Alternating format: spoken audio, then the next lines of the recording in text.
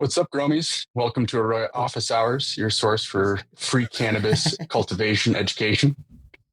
This episode 125. Shout out to our live viewers on YouTube and Instagram, to everyone tapping in on Spotify, Apple Music, YouTube, or wherever else you listen to podcasts. Thank you for your support. If you like the pod, drop us a review. We appreciate your feedback and love to hear from you. I'm your guest moderator, Cian, covering for Keisha, who's already out for the holidays.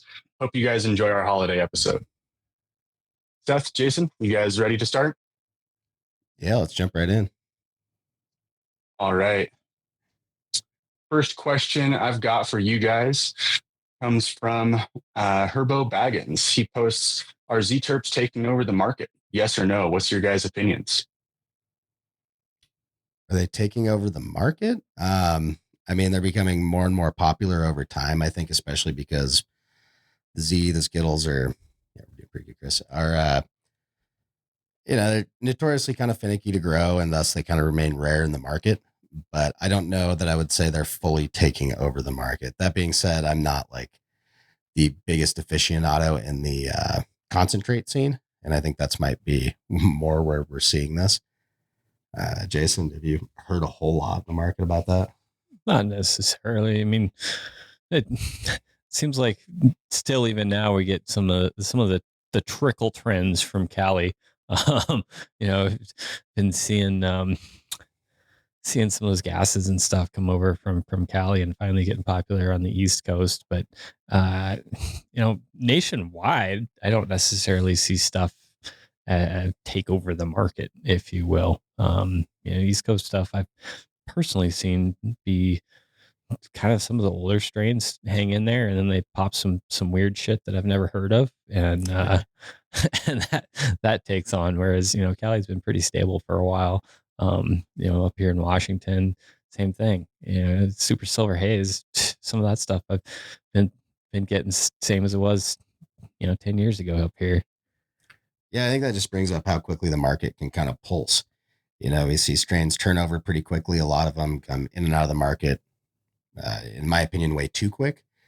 But otherwise, we kind of see things come and go in popularity, and there's probably a lot of factors related to that, from nostalgia to what's popular right now to really what people are growing. I mean, we kind of have this trend happening, which growers can only adapt to so much, right? Like, as something gains popularity in the marketplace, growers have to grow it to get it out into the marketplace. So being that it takes time to go from cut to finished product, especially if I get 10 cuts from others and I need to blow that up to a couple thousand plants to get a harvest out of it, or even a couple hundred, that's going to take time to, grow out those moms, cut them, grow out some clones, veg them, all the whole process. So the actual market, what you see in the stores, is always going to be a little bit behind what we're seeing in the driving trends.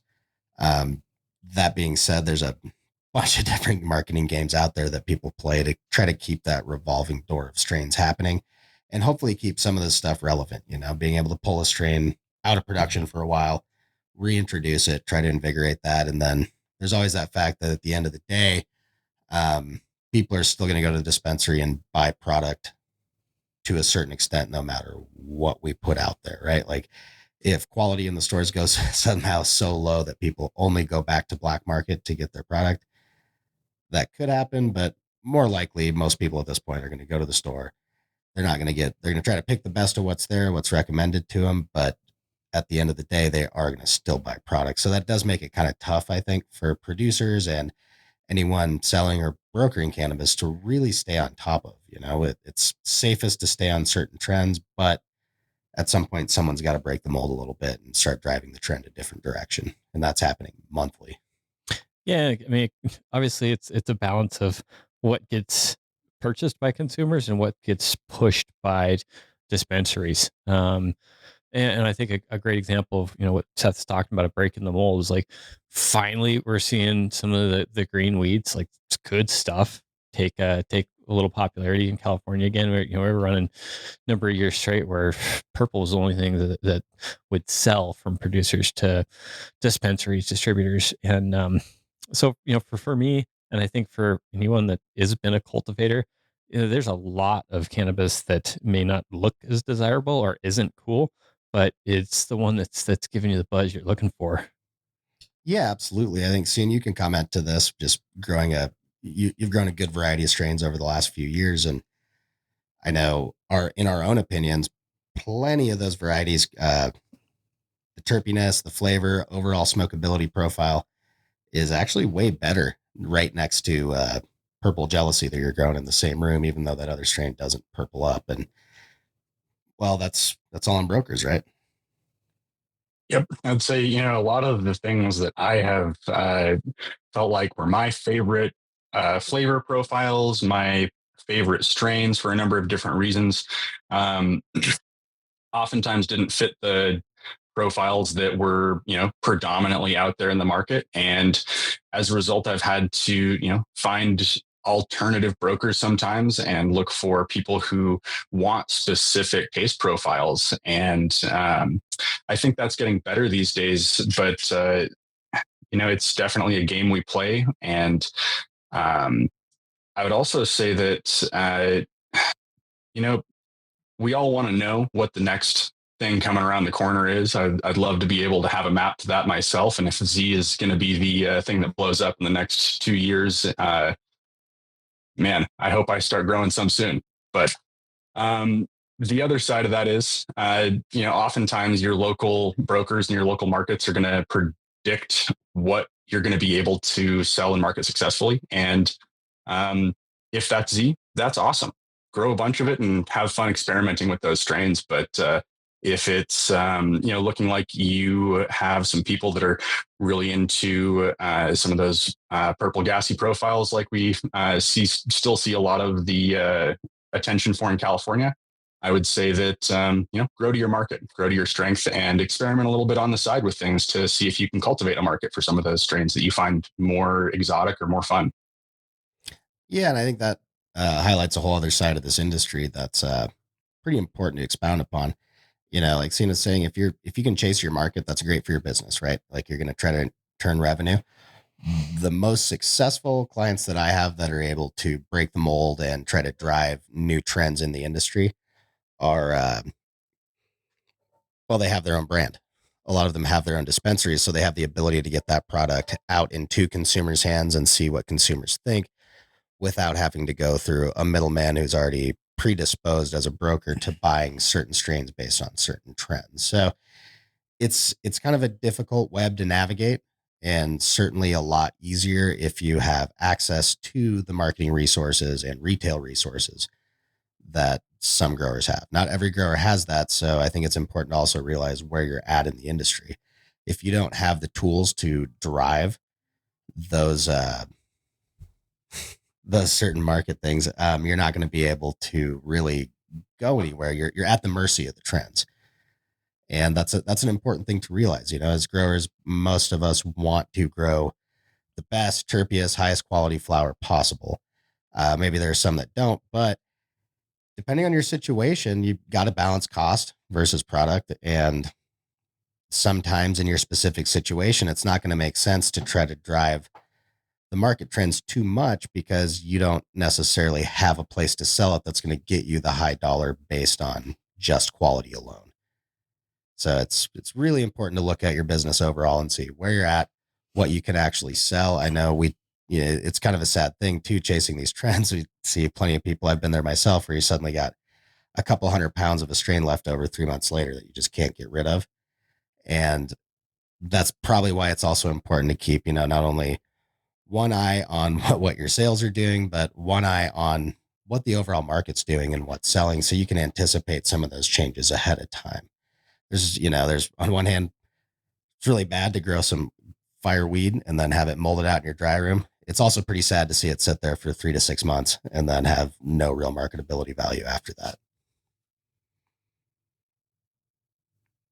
So that's well put. No one wants to have a product sitting around that long at this stage of the game. 3-month-old product is not really sellable product these days. No, but you know what? I don't see Blue Dream or GG4 on the shelves in Washington anymore. So bring it back, girls.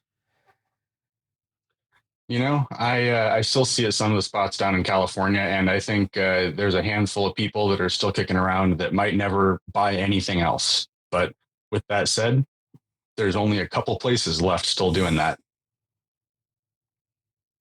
Well, I think we've got another interesting one here that changes directions a little bit for us, but I think is worth talking about because I know that I've had trouble with it, and so many people that I've talked to over the years, over time.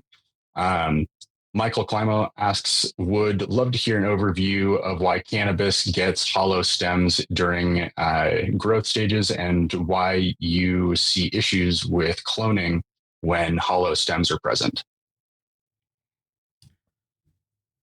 Yeah, so what we're talking about there is pith autolysis, and it's a process that generally occurs when a plant's outgrowing the rate at which it can uptake nutrients and also fix those into tissue. So basically, the plant's cannibalizing that pith at the inside of the stem in order to pull sugar and nutrients out of it to sustain the rest of the plant. And different strains have a genetic predisposition to do this over others. That's why you see it persistently in some strains versus others. And I don't want to say it's a mark of genetic instability. However, it is one of those situations where if we were able to grow out, let's say, 500 seeds off of this F1 cross, select from that and eliminate that as a selection factor and say, hey, we're not going to keep any with hollow stems, that's where we generally combat that. Sometimes you run into a situation where it's you take a plant that hasn't been grown in a high intensity environment, put it into one, and now you're dealing with pith autolysis. When it comes to cloning, for instance, we see a little bit lower cloning rate in those.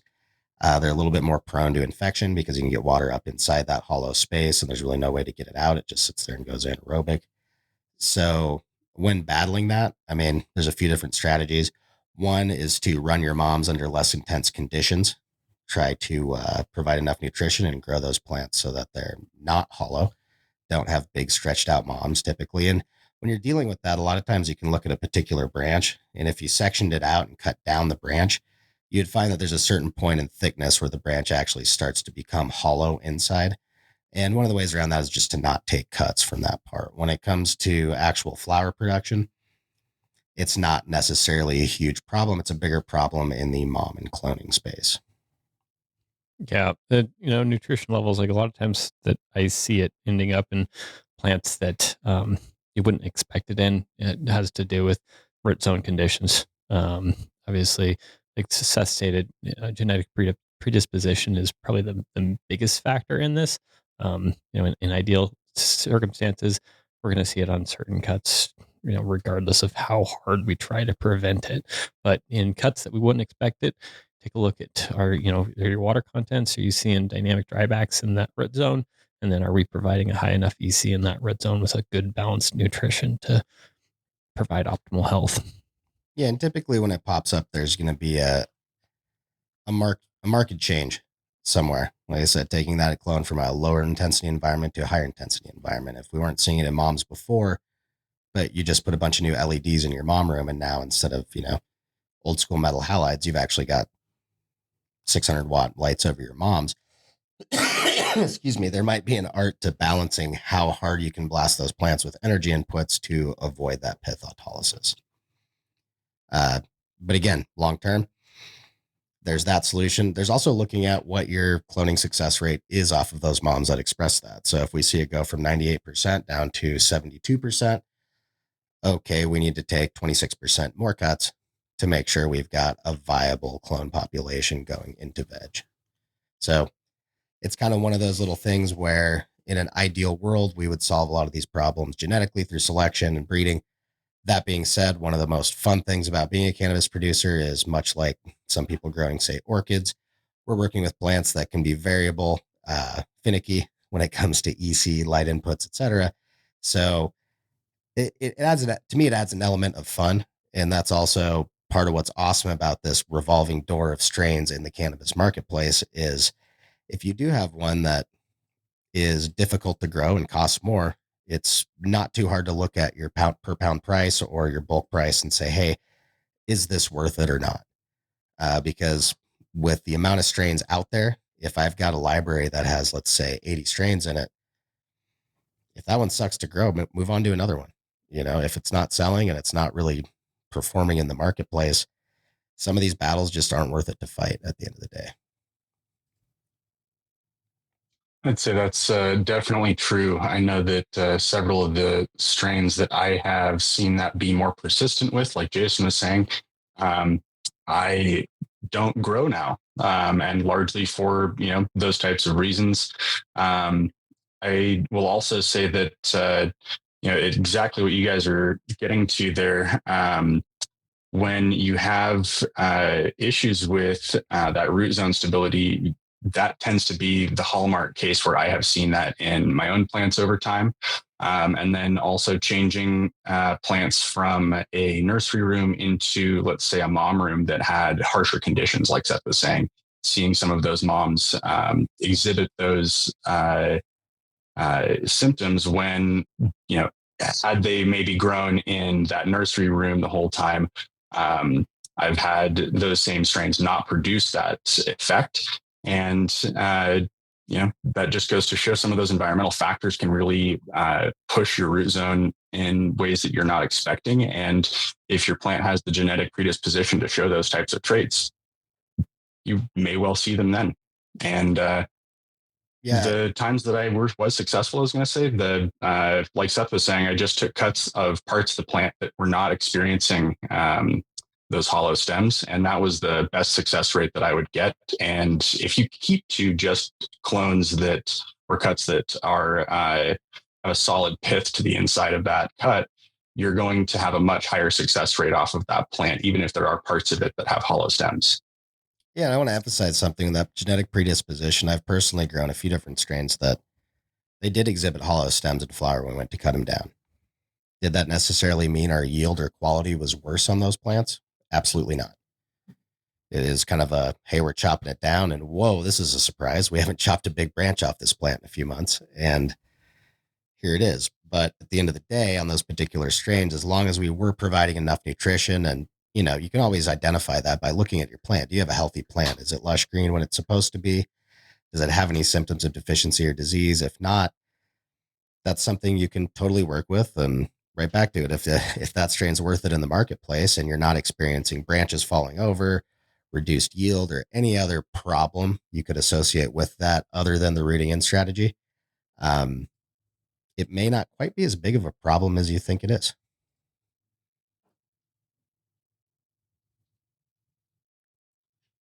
All right. I think we did a good job on that one. I've got another topic related to clones here. David Tate posts, good afternoon. Is it possible to grow out? By that, I think he means eliminate viroids in plants just through conventional cloning techniques. Thanks. Depends what viroid, a little bit, but not usually. No, I mean, what you can do there is reduce. So basically, as you're getting fresher and fresher tissue that has a little smaller and smaller amount of vascular connection to the rest of the plant, it's had less time for that viroid to move up into that tissue. And we're talking about like plant viroid symptoms, just like testing that has to do with the prevalence of that viroid in the tissue. So the higher viral load you have, the more symptoms you're going to see.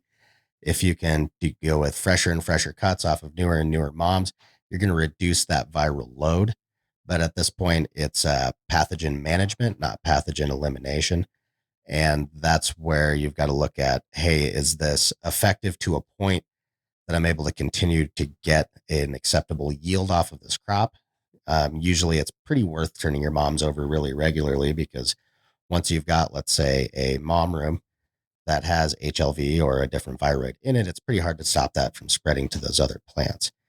Alternatively, if you can, one of the easiest things to do is to refresh your mom stock from a safe source. Hopefully you've gotten your cuts from somewhere that can refresh them. If not, you're looking at sometimes doing a meristem tip culture, which has mixed rates of success. I encourage people to do that, but sometimes the expense outweighs the benefit unless you've got a very special strain. And the time. I mean, if you're looking to do that, you're not going to be in production again for probably 6-8 months.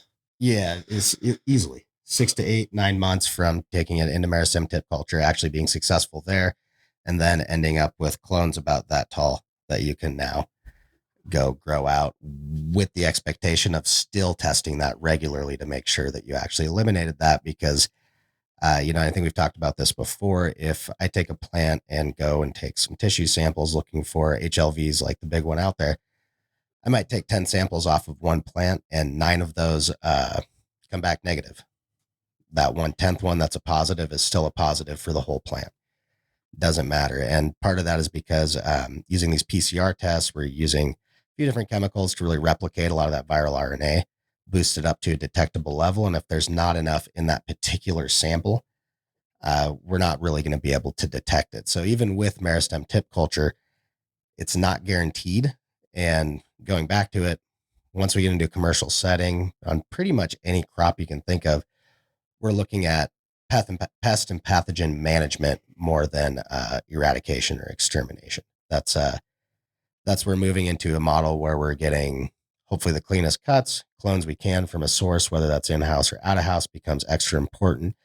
And really developing that business model where if you're making clones in-house, you have essentially a tiny business feeding your bigger business, and that business needs to have its own biosecurity, reasonable SOP. Like everything's got to be in line to make that business successful. I think that covers that really well. I would just kind of say, thinking back on some of your guys' earlier episodes,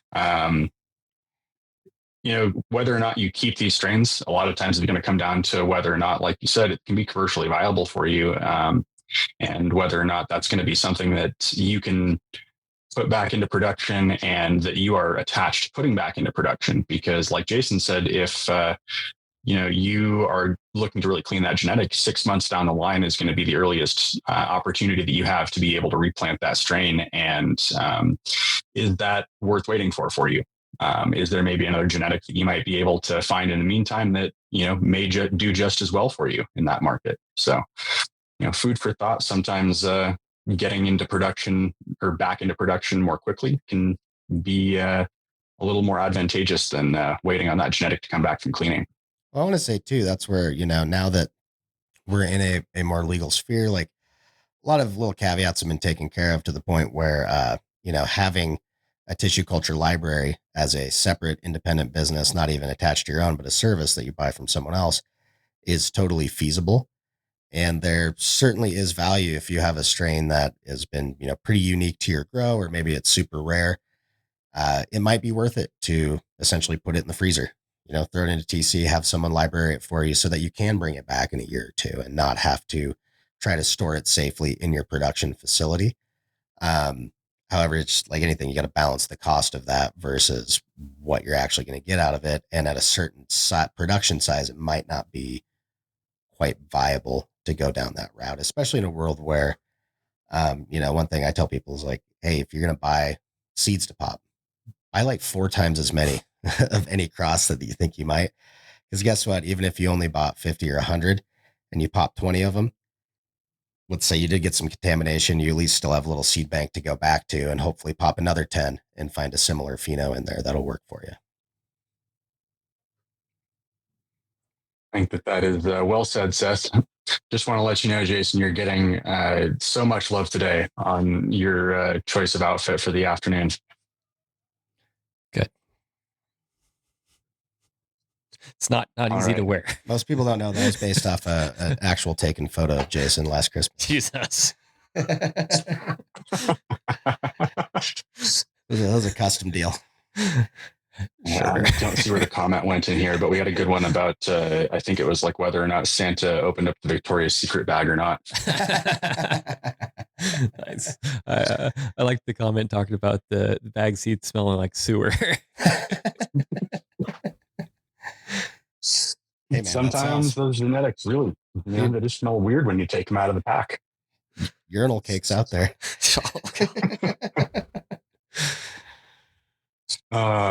All right, a little pivot into a different one here.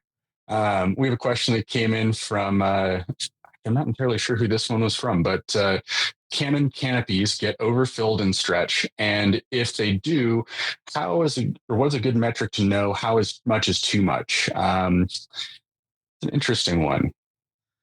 So, yeah, a good metric is going to be how much light penetration you're seeing, right? So under canopy lighting levels, and For me, the best way to know what that is looking at a percentage of what we're getting on top of our canopy. If you're not using under canopy lighting, we're going to see that number typically decrease until we've gotten down to the lowest part of the canopy.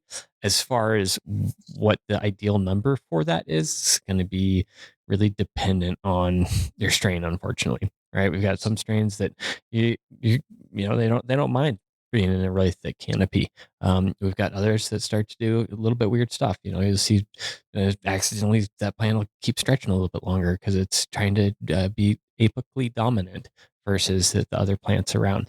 So that number is very relative to the crop itself as far as, hey, do I want to be seeing, 10% at the bottom of the canopy, right? Under canopy lighting at minimum of 10%, right? And when you think of plant physiology, that plant's going to be responding specifically to its total photon accumulation. And what that means is basically we're looking at, what's the combined capture of light energy from all of the leaf surfaces. And this is why, we're always preaching things like canopy management and plant spacing, because those are the ways that you're going to increase not only how much light you're getting throughout the canopy, but airflow, that other types of stuff that helps homogenize that range. Obviously under canopy lighting has been one of those things that has helped mitigate how much labor that we put into canopy management in order to achieve those baseline numbers. For let's just take an example for 1,000 micromoles at the top of the canopy. If our standard, if our SOP was saying, hey, we need to make sure we're getting 10% through to the bottom of that canopy, then start writing that stuff down for your strain. Make some notes on how you want to run it, and take into account plant spacing as well. So that's all going to help you standardize and optimize how a strain is planted, taken care of, and really the end results. Yeah, a lot of this just really goes back to crop registration all the way through. Oftentimes when I'm looking at dialing in that optimum canopy, you try out a run, you do everything you normally do all the way through at a particular density, and then evaluate the results. On this strain, did you get an acceptable A to B grade on your bud? Was half of it A, jarable weed, the other half was, hey, we're going to joints and distillate? Was it more in favor of that A grade? And then what's your space? Can you do something with the B grade? If your current business is packaging jars or bags of A grade flower, we're probably going to go a little lighter on the density and try to increase that light intensity down deeper in the canopy. And then we got to look at other factors too for different strains. Like a lot of the runts crosses out there do tend to grow not bushy, but branchy, I will say. And that's one way we'll look at it is like, hey, what was that bud size and quality in the mid canopy? Did we get that right? Back to that A to B ratio is a good way to evaluate. And then another thing we'll look at is labor time. So in order to achieve a certain density of canopy, am I working against the plant or with it? So if I go with a heavily topped plant, let's say I bush it out really quickly in generative phase, then I hit day 22, 23 right in there, maybe day 21, wherever your end of stretches that we're typically doing another de-leaf and actual pruning to set that canopy. If I went from 9 plants a light to 12 plants a light, and then the actual labor time on that second defoliation and pruning took 4 times as long as it did when I was flipping a smaller, less bushy plant. That's another factor I'm going to look at is how much effort did I have to put in to produce a certain number of mature bud sites, essentially.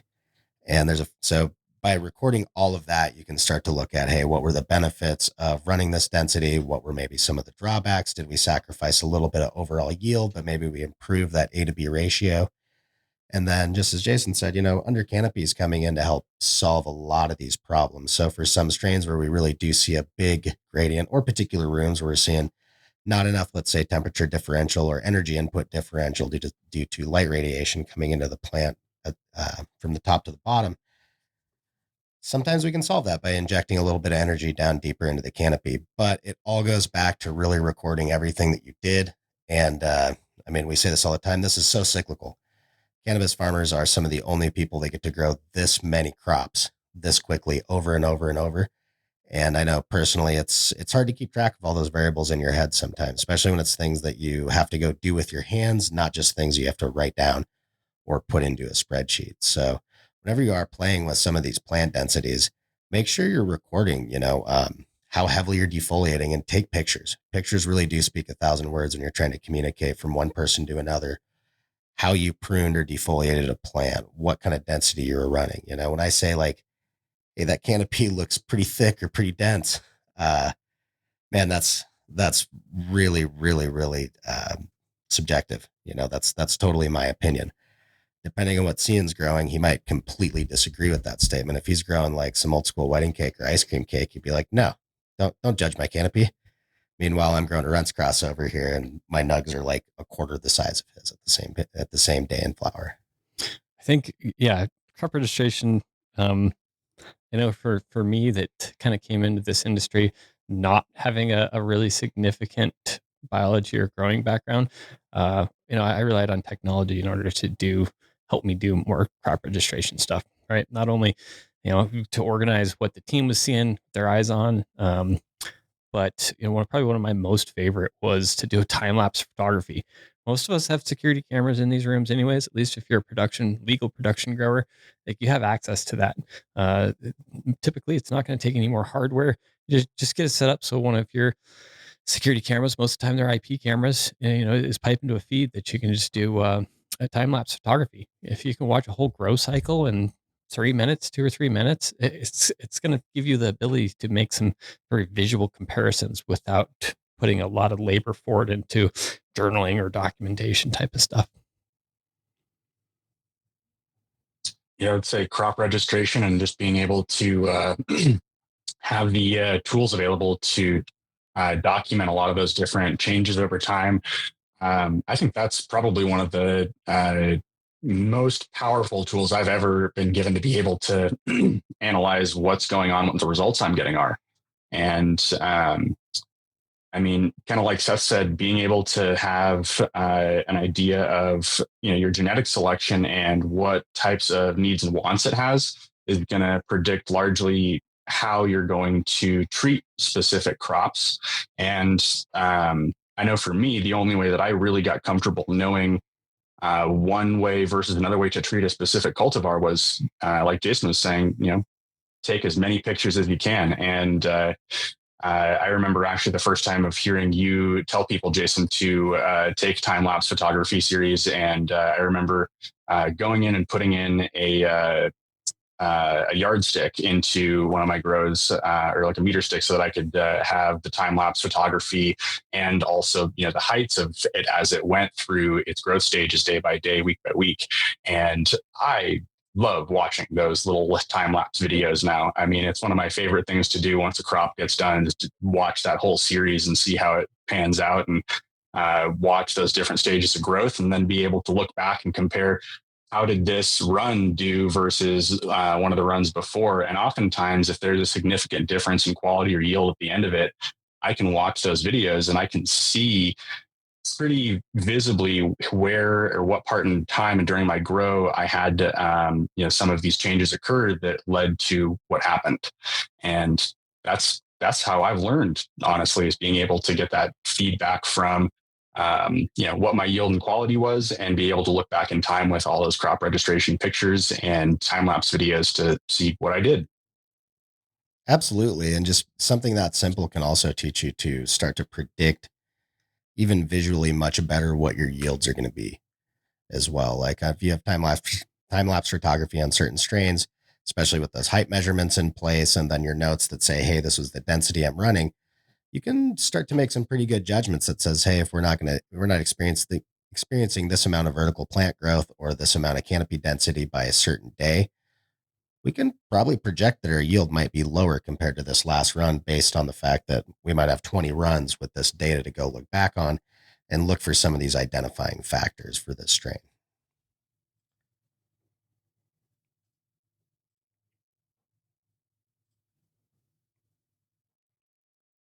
Cian, you're on mute, big guy. Oh no. Of course I am. There we go. Missed that button click by just a hair. I think we'll jump into another question here that we had come in.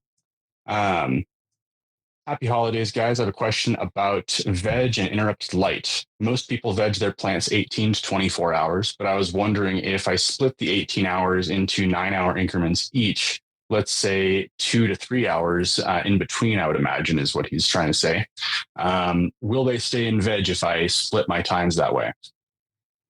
That's a great question. Yeah, I would test that. I I don't. probably wouldn't test it on a bunch of them. Yeah, I, I can dig into a little bit on why we don't necessarily do that, and that is because when we're looking at photosynthesis ramping up and ramping down, typically we're not seeing max photosynthetic rates for about 45 minutes for cannabis. For other types of plants, it can be even longer, but for cannabis, usually we're looking around 45 minutes.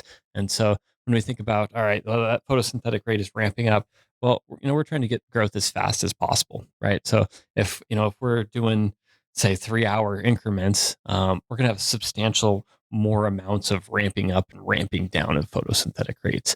And that's just going to be an overall loss of total amount of mass growth, right? And especially in veg, when we're just trying to build plant matter, we want to hit photosynthetic max rates, keep that rolling for 18 hours plus, and then rock and roll into the next one. As far as if the plant's going to stay in veg, I feel like yes, but I don't know. I think that's going to be highly strain dependent. Some strains we see that if you go below 16 hours of light, they start to flower. Some closer to 17. Some at 18 stay fully in veg. Some even at 18 will tend to pre-flower in veg if you try to hold them into a mom space too long. So it's going to be slightly strain dependent. And while there are examples of other crops where we utilize interrupted photoperiod, specifically like more in floriculture, cut flowers where we're looking to induce certain responses on a really given timeline. We're also trying to do that in cannabis, but the responses we're looking for aren't typically artificial. That's why we're going with an 18 to, sometimes up to 24-hour photo period during that veg time, is because what we're really maximizing is like, hey, especially, the farther you get from the equator, cannabis is growing, seeds are sprouting in June, early July, actually they're sprouting mainly in June, late May, but that main growth period is happening when the day is actually the absolute longest in the year. And then after June 21st, at least in the northern hemisphere, obviously December 21st in the southern, when they're in the middle of the summer, we're starting to see that daylight march down. Shorter and shorter days are happening, and that photo period signals the plant to go into flower. So we're dealing with a plant that's evolved for millions of years along that cycle. And we're not necessarily trying to interrupt that too much to force a response, because as we've all seen, especially when we're talking about feminized crosses, and we really have no guarantee of stable genetics out there, at least in terms of dioecious selection, that's potentially putting an extra stress point on the plants, similar to, let's say you take a flowering plant, try to make a clone, you might have to go through like 2 more cuts off of that to get back to an actual veg state plant, because it's really, really hard to turn over a plant that's in that determinate hormonal state back into an indeterminate state where it's trying to just continually grow veg material.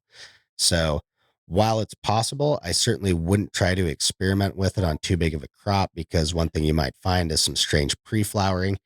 And in my experience, if I were to take plants from a pre-flowering state in clone and veg, and then try to throw them into an actual flower room, or especially if they're pre-flowering in clone, then I throw them into an 18 to 24-hour veg cycle and then throw them back into a 12-12. I see some very strange morphology that it would be very interesting to do some tissue analysis and try to figure out what hormones are at what concentrations in there that are producing that. But ultimately, that problem is solved by a more conventional light cycle. So long term, it would be really fun to play with if you can throw 2 plants in a little tent and do it. But I wouldn't expect that to have any more positive result on the plants. If anything, it's risking a potentially negative response when it comes, farther down the line into flowering. Yeah, so I kind of just had a weird thought. Hopefully, not getting too abstract here, but obviously, as an electronics person, so I was just like, all right, well, so what if we do it for 6 hours on, 6 hours off, or whatever you want to do. Say 6 hours on, 4 hours off. All right, so 1 hour off, 1 hour on, 30 minutes off. All right, let's keep pushing that farther. And I was thinking about how like actual lights work, and most lights are actually turning on and off at a very fast frequency, right? If you take your cell phone camera and you try to film an LED room, for example, a lot of times you're going to see flicker, right? That's coming on and off, and those little bulbs are actually turning on at the frequency of the power supply. So, like, if we go way, way, way down there, we know it doesn't necessarily have a huge response or effect on the plants. So, do some tests at those different levels. I would love to know the results of that stuff. That is fascinating thought, Jason. I didn't really think about it that way. You're totally right. It'd be really interesting to see kind of the effects over time as you're able to just minutely stretch that bit by bit by bit.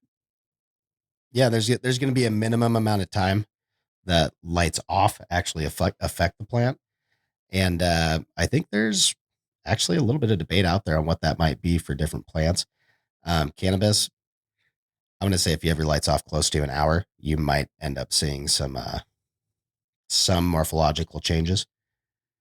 But yeah, that would be really interesting. You can take a chance on that.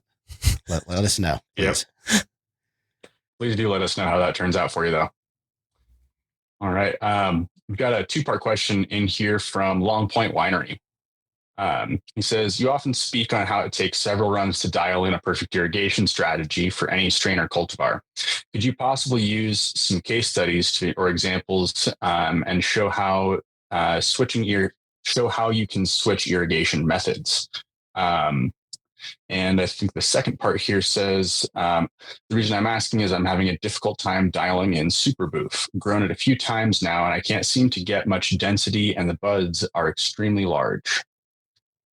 Yeah. So, really, right back to the name Super Boof. Really what we're doing is we're using some of those crop registration cues in order to help tell us which way we want to go with our steering strategy, right? So when I talk about the importance of plant height, and that's what's helping me dictate how long to run a vegetative, or excuse me, a generative, and then how long to run a vegetative, right? So for those first 2 to 4 weeks, actually first week to 4 weeks of flower, those plant heights are really, really important for me because that's going to dictate, all right, when I see my plants stop what we call stretching, or the rate of plant growth is no longer increasing on a day-to-day basis. Maybe it's leveling out. Maybe, I'm going from an inch growth every day to 3/4 of an inch growth every day, right? Or it's staying steady at an inch growth. Well, so once that stretch is done, then I know, hey, it's about time to go back to a vegetative type of cue. If you're seeing that, hey, we just have massive buds, but we're maybe not necessarily getting the plant size that we need to have an optimal crop, then let's push a little bit more with the vegetative duration. And as we're always talking, there's both duration and intensity when we're talking about crop steering techniques. So, a great example of, the most generative type of cycles would be like the large pots, and we're going in and hand watering every 3 or 4 days, right? Typically that would be a very generative type of irrigation. And then on the other side, a very vegetative intensity would be, saying like, irrigations every 15 minutes for 10 hours a day, right? Each one of those is given a cue. And then obviously with balancing it out with environmental factors, some of your environmental factors also are going to dictate some of that crop steering strategy. And occasionally we actually will offset our environmental strategy with our irrigation strategy in order to get the both of it, the optimization of it, to actually balance it out a little bit. Yeah, I'm gonna hold that up, dude. I mean, this is kind of an example of water content lines and what they would look like with the two different strategies we talk about. So with generative, we're reaching water content, trying to hold out till the next day, going for a 22 to 23 hour dry back. With vegetative, we're pulsing it more throughout the day. As we've talked on the show, the plants respond in different ways. Mainly, though, what they're responding to is those number of irrigations you're putting on while keeping it in an acceptable saturation zone. So the whole goal is to be able to drive a particular strategy at any point in the plant's life cycle that you want to be able to apply it. And just as Jason said with environmental cues, sometimes that comes down to not sometimes, always it's a holistic approach. If I want to produce this vegetative graph, I need, vegetative over here. I need enough dehumidification capacity to actually get my dry back in the middle of the day so I can start putting on these small shots in the afternoon. And that also is going to depend on me not having too big of a pot. So I can't actually achieve that even, even though I'm in perfect environmental conditions. And then when it comes to vegetative, we've got to have a pot that's, not too small, not too big. We can pulse that and then go back ripening at the end. But one thing that makes it very, very tough is if your environment isn't dialed and your pot's not at the correct size to the size plant you want to grow. Oftentimes we're going to end up like the classic conversation we have with a lot of clients, and it's getting better over the years, but it's still there. Is when you're running something like a Hugo or a 3 liter pot, by the end of, week 3 going into week 4, this vegetative my strategy, there we go, I'm looking in the mirror here. The vegetative strategy is about all you can do, because if you don't hold that water content till the end of the day and let it dry back from there, you're not going to be able to make it till the morning with surviving plants. So there's a few factors to look at. One is with something like super boof that we know tends to boof out, as we all like to say. A lot of time that is in response to this vegetative strategy. And for a lot of strains, what I find, if I'm getting that kind of a response, I'm going to run this generative strategy pretty much all the way through, and maybe throw in a small amount, 1 or 2 P2s mid flower during bulking. But what I'm going to do is know that, hey, if I run this generative strategy, this is promoting quality, this is promoting biomass production and plant stretch potentially. So if you're trying to baseline a strain like Super Boof, or the other classic example we use a bunch on this show is GMO, running this generative strategy and trying to dial your plant size and pot size for that, especially in modern media like rock wool and cocoa, if you can run generative all the way through and you're in something smaller than a 3 gallon pot, we're also able to be able to run vegetative at this point. But it's going to be hard to really investigate what your plant responses are to these irrigation strategies without having the freedom to switch back and forth to either one at any point in the growth cycle. And I say that with the caveat that we're generally always going for generative during stretch, vegetative during mid-flower, and then back to generative for ripening. And I see a lot of growers struggle with this because they are generally in inappropriately sized media, so they're not able to achieve that generative push at the end. And when you are talking about a plant that likes to stretch out, or like a lot of the pineapple strains, same kind of thing, they'll boof out if you give them too many shots. They'll stay dark green. They won't finish very well. It's going to be tough to evaluate, because at that key time when you needed to go back into ripening, you just absolutely couldn't without killing plants. So that's probably the first place to start. Whenever I'm looking at dialing a plant for quality, I'm just erring on the bigger side for media and trying to go generative, and then realizing that, okay, once I've established a certain quality point, we can start playing with some more vegetative steering in the middle of flower and opening up that vegetative window to maximize a little bit of production. And then on top of that, realizing that some strains, there's an absolute trade-off on yield versus quality inside of a given production time frame. We covered that one really well. There's a bunch of different things out there that I think, when you're growing these types of things, you have to pay attention to. And that crop registration is what it really comes back to, being able to understand what's happening as you have grown these strains and applied these different irrigation strategies. It's how you learn. It's how you understand, whether or not changing from that generative strategy into your vegetative strategy a little bit earlier, a little bit later, or how many shots you applied actually achieved the results you wanted, or whether it didn't. So always going to harp on that one. I love the crop registration, as you can tell. All right. Let's finish out with another question here. We've got a couple of really good ones that came in over the last one, but I don't think we're going to be able to get to all of them. Let's go with this couple of questions here from Dustin Lozdowski. Dustin first writes in and said, noticed our rooms are hitting 90 degrees with CO2, 1,000 watt HPS. Flower looks great, but what should we make of it? Being that the rooms are, I assume that's a temperature at 90 degrees there for those guys, hitting such a high temp. We don't have the ability to get more AC. Should we be concerned if our flower is A+ grade currently? Highly genetically predisposed. I mean, a lot of strains we see, if you go above 85 to 86 degree surface temp on the bud, you're going to start to see foxtailing. Again, that's dependent on the strain. And then another thing to watch out for is actually, I've experienced this in the summer. We cannot get that greenhouse temp below 90 degrees. The next thing to watch out for is super, super high VPD actually impacting your crop, causing a yield loss and potentially damage to your leaves and stuff. In that situation, we're in there spraying a hose on the floor and getting humidifiers and doing whatever we can do to get that humidity up. Obviously, it's not ideal, but no matter what your temp is, VPD is what's telling us how the plant's responding and how well it can respond to that environment. So, if you're hitting 90 degrees, your humidity is going to have to be up. And, hopefully you get some really purple bud, because one thing that might also be tough at that higher temp is to retain terps and some of the more volatile compounds in there. That's certainly anecdotal, but I do know in my experience, especially genetics depending, when I start to hit those temps, that is when I see looser, more fox-tailed out bud at the end. Yeah, all of what Seth's saying there.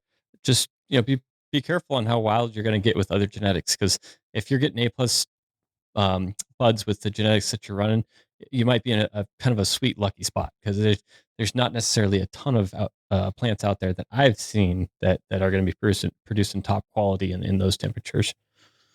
Yeah, and verify your plant surface temps as well. I have plenty of customers where we're running in especially rooms that have been converted from HPS to LED. A lot of those end up being kind of wind tunnels because they're low on dehu right when they first make the transition. And suddenly we've got a situation where we're running the room at 85, 86 degrees to get an 80-degree plant surface temp. So definitely go check out what's going on there. And then also you might have some options with airflow in the room, adding small amounts of fans that actually do strip enough heat off of your plants where it's not as much of an issue. But as a general rule of thumb, you are going to want to get that ambient heat down in the room for sure, as an end goal to be able to grow whatever strain you want.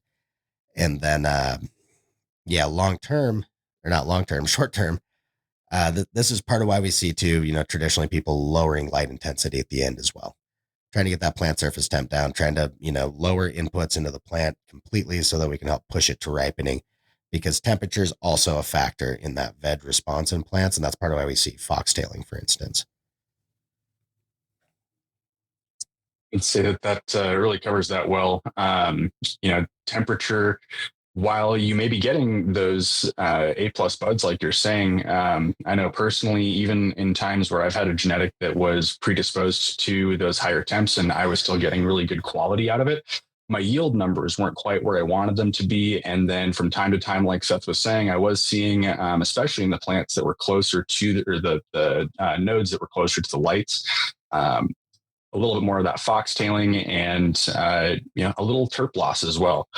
Like I said, a little anecdotal, but those tops that were closest to the lights on several of those runs that I've had where temperature was an issue for me, definitely seemed to suffer a little bit of a loss on the nose. And I mean, I thought that, and several other people that I had looking at those packs said similar. So while I can't say for certain that you will lose your nose by overcooking your plants, I know I certainly had some comments.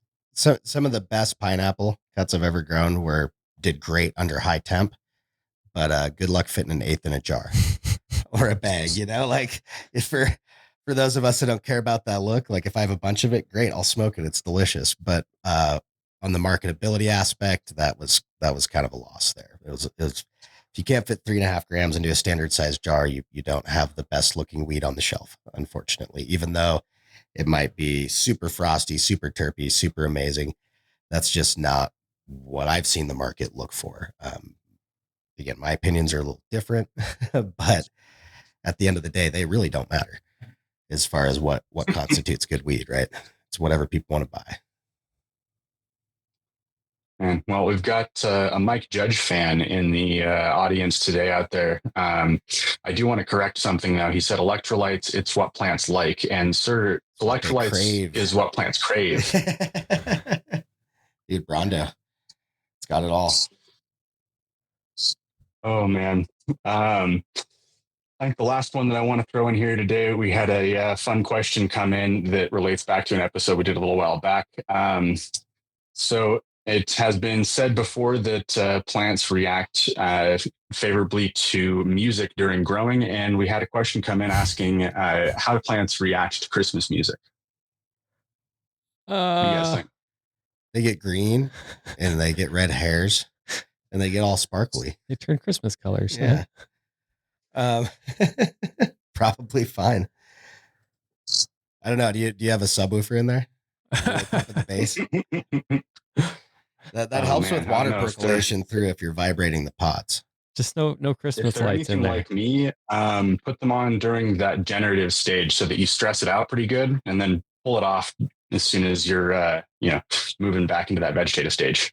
Yeah, if you're gonna do Christmas lights, just make sure you turn them on the last 2 weeks with a lot of red bulbs. Silent night before you turn the lights out. There you go. Do it. I think that's it might make it cheerier around the grow. Music is like one of the best things to keep people in a good mood. You know, that might be the secret to happy plants with music. I see very few people with music. happier facilities than those that have a bumping stereo in every room and employees that are allowed to control the music. What? Oh man, lots of fun, guys. Well, I want to close us off here. I want to thank you guys, Seth and Jason, and our producer, Chris, today for another great session. That was a lot of fun. Loved the Christmas sweaters. Loved the enthusiasm from the audience today. That was a blast. And thank all of you guys for joining us on Office Hours, as always. To learn more about AROYA, please book a demo at AROYA.io, and our team will show you the ins and outs of the ultimate cannabis cultivation platform.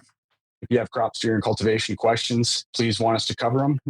Drop them into our AROYA app or email us at sales@AROYA anytime. You can also DM us via Instagram, Facebook, or LinkedIn. Please throw us our comments. We'd love to hear from you and answer some more questions. If you guys are a fan of the podcast, please leave us a review at Spotify or Apple Music or YouTube or wherever else you're catching our podcast today. Thanks for the feedback, and be sure to subscribe to our YouTube channel so you never miss an episode. Thanks, you guys. We'll see you all at episode 126 after the new year.